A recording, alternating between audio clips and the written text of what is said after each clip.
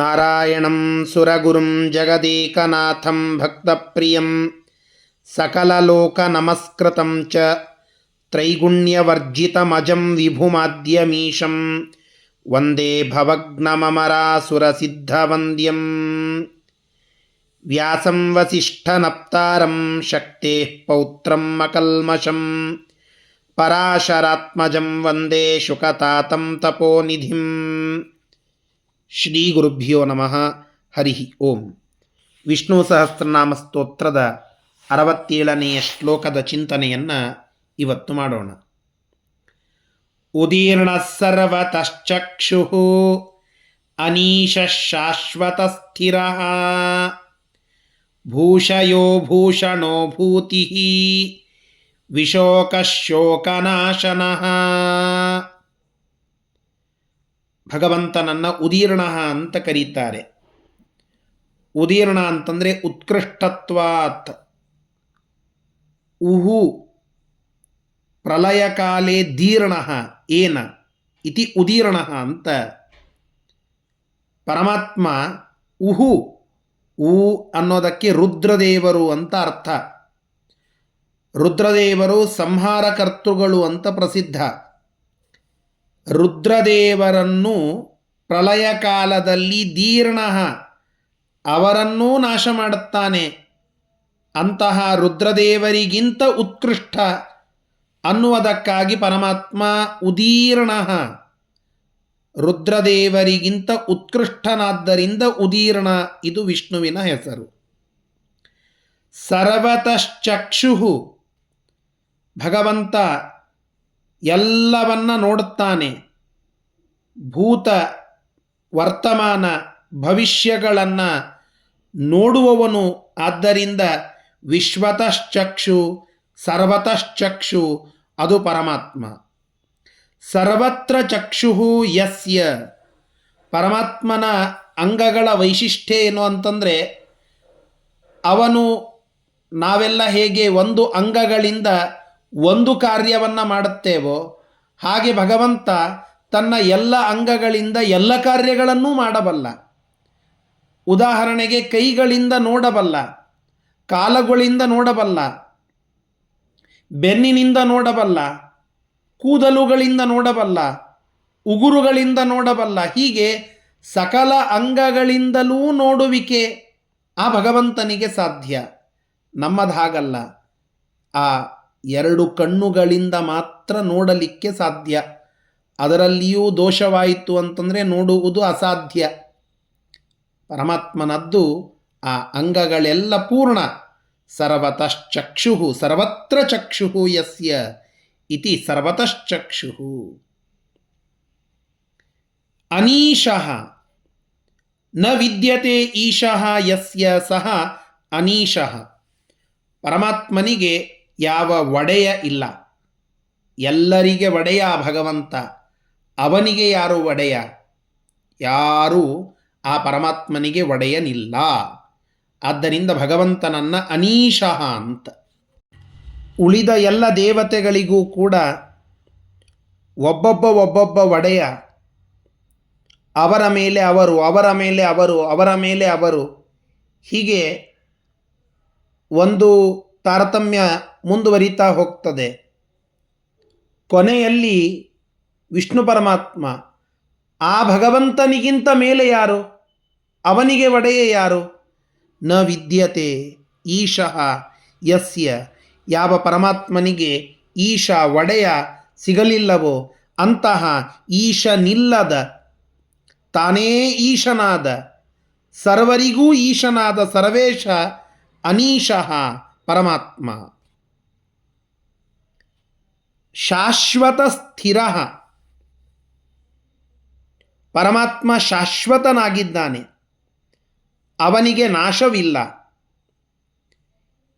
ಇದು ಸ್ಥಿರವಾಗಿಯೂ ಇದ್ದಾನೆ. ಪರಮಾತ್ಮ ಕೇವಲ ಶಾಶ್ವತನಷ್ಟೇ ಅಲ್ಲ, ಶಾಶ್ವತನೂ ಹೌದು, ಸ್ಥಿರನೂ ಹೌದು. ಅವನ ಗುಣಗಳು ಸ್ಥಿರವಾಗಿ ಇವೆ. ಅವನ ಪೂರ್ಣತ್ವ ಸ್ಥಿರವಾಗಿ ಇದೆ. ಅವನ ಸರ್ವೋತ್ತಮತ್ವ ಸ್ಥಿರವಾಗಿ ಇದೆ. ಶಾಶ್ವತವಾಗಿಯೂ ಇದೆ. ಶಾಶ್ವತವೂ ಹೌದು, ಸ್ಥಿರನೂ ಹೌದು. ಆದ್ದರಿಂದ ಶಾಶ್ವತ ಸ್ಥಿರ ಇದು ಭಗವಂತನಿಗೆ ಇರುವ ಒಂದು ಹೆಸರು. ಭೂಷಯ, ಭೂಹು ಶಯೇ ಹಸ್ತೆ ಯಸ್ಯ ಸಹ ಭೂಷಯ. ಯಾರ ಕೈಯಲ್ಲಿ ಇಡಿಯಾದ ಭೂಮಿ ನಿಂತಿದೆಯೋ ಆ ಪರಮಾತ್ಮ ಭೂಷಯ. ಭೂರೂಪಯ ರಮಯ ಶೇತೆ ಇತಿ ಭೂಷಯ. ಭೂದೇವಿಯ ಒಟ್ಟಿಗೆ ಭಗವಂತ ಸುಖದಿಂದ ಇದ್ದಾನೆ. ವೈಕುಂಠದಲ್ಲಿ ಆ ಭೂದೇವಿಯ ಜೊತೆಯಲ್ಲಿ ಭಗವಂತನಿದ್ದಾನೆ ರಮಾದೇವಿಯ ಒಟ್ಟಿಗೆ. ಆದ್ದರಿಂದ ಭೂಷಯ. ಭುವಿ ಭೂಮಿಯಲ್ಲಿ ಶೇತೆ ತಾನು ಮಲಗಿದಂತೆ ನಟನ ಮಾಡಿದ್ದಾನೆ. ಅನೇಕ ಅವತಾರಗಳನ್ನು ಎತ್ತಿ ಬಂದಿದ್ದಾನೆ. ಆದ್ದರಿಂದ ಭುವಿಷಯ ಭುವಿ ಶೇತೆ ಇತಿ ಭೂಷಯ. ಭೂಷಣ ಪರಮಾತ್ಮ ಭೂಷಣ ಅಂತ ಅನ್ನಿಸಿಕೊಂಡಿದ್ದಾನೆ.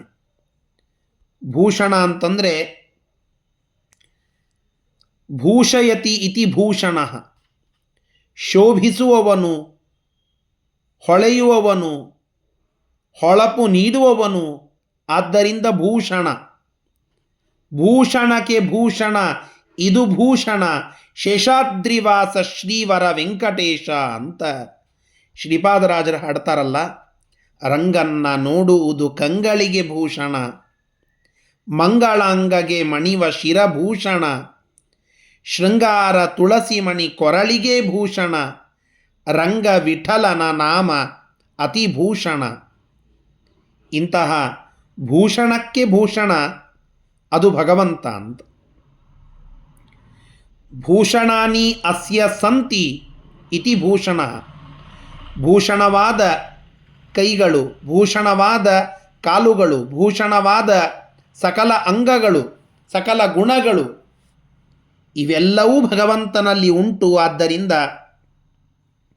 ಪರಮಾತ್ಮ ಭೂಷಣ ಅಂತ ಅನ್ನಿಸಿಕೊಂಡಿದ್ದಾನೆ.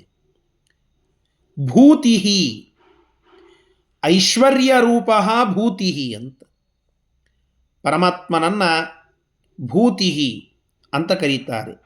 ಪರಮಾತ್ಮ ಸಂಪದ್ಭರಿತನಾಗಿದ್ದಾನೆ, ಐಶ್ವರ್ಯ ರೂಪನಾಗಿ ಇದ್ದಾನೆ. ಆದ್ದರಿಂದ ಭೂತಿ ಇದು ಭಗವಂತ.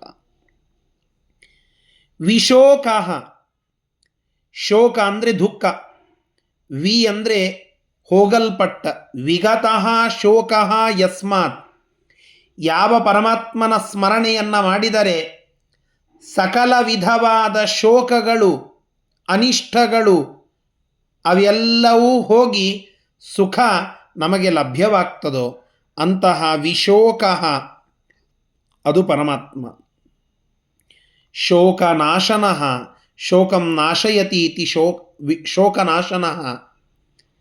ಜಗತ್ತಿನಲ್ಲಿ ನಮ್ಮ ಕರ್ಮಾನುಸಾರವಾಗಿ ಅನೇಕ ರೀತಿಯ ಕಷ್ಟಗಳನ್ನು, ಕಾರ್ಪಣ್ಯವನ್ನು, ದುಃಖ ದುಮ್ಮಾನಗಳನ್ನು ಪಡೆದುಕೊಂಡಿರ್ತೇವೆ. ಅವೆಲ್ಲದಕ್ಕೂ ಪರಿಹಾರ ಅದು ಭಗವಂತನ ನಾಮಸ್ಮರಣೆ. ಯಾವ ಪರಮಾತ್ಮನನ್ನು ಸ್ಮರಣ ಮಾಡಿದರೆ ಸಾಕು, ನಮ್ಮೆಲ್ಲ ಶೋಕಗಳು ನಾಶ ಹೊಂದಿ ಒಳ್ಳೆ ರೀತಿಯಾದ ಸುಖವನ್ನು ನಾವು ಪಡೆಯಬಹುದು. ಆ ಎಲ್ಲ ಶೋಕಗಳಿಗೊಂದು ಫುಲ್ ಸ್ಟಾಪ್ ಅದು ನಮ್ಮ ಪರಮಾತ್ಮ. ಶೋಕನಾಶರಾದ ಅಂದರೆ ಶೋಕವನ್ನು ನಾಶ ಮಾಡಿಕೊಂಡಿರುವ ಮುಕ್ತರು, ಅವರನ್ನು ನಯತಿ, ಅವರನ್ನು ಮುನ್ನಡೆಸುವವನು, ಅವರಿಗೂ ಆಶ್ರಯ ಕೊಟ್ಟಂಥವನು ಆ ಭಗವಂತ ಶೋಕನಾಶನಃ. ಇಂತಹ ಈ ಎಲ್ಲ ಹೆಸರುಗಳಿಂದ ಸ್ತುತ್ಯನಾದ ನಮ್ಮ ಪರಮಾತ್ಮ ವೆಂಕಟೇಶ ನಮ್ಮನ್ನು ರಕ್ಷಣೆ ಮಾಡಲಿ ಅಂತ ಪ್ರಾರ್ಥನೆಯನ್ನು ಮಾಡೋಣ. ಶ್ರೀಕೃಷ್ಣಾರ್ಪಣಮಸ್ತು. ಹರಯೇ ನಮಃ.